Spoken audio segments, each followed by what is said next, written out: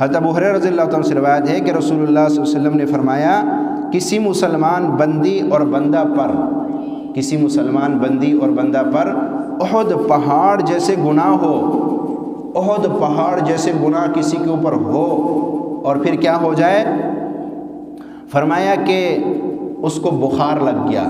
اندرونی بخار کی وجہ سے، یعنی اس کو بخار لگ گیا، بخار رہنے کی وجہ سے، یا اس کو سر درد شروع ہو گیا، مسلسل اس کو سر میں درد ہو رہا ہے، بخار ہو رہا ہے، سر میں درد ہو رہا ہے، تو فرمایا اگر یہ بیماری اس کو لگ گئی تو ان بیماری کے رہنے کی وجہ سے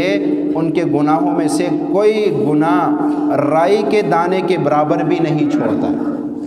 جو بخار انسان کو لگتا ہے، اب یہ حدیث میں نے آپ کے سامنے پڑھی ہے، تو اس حدیث کے اندر کیا فرمایا گیا کہ ایک آدمی کو بخار لگ گیا یا اس کو سر درد لگ گیا،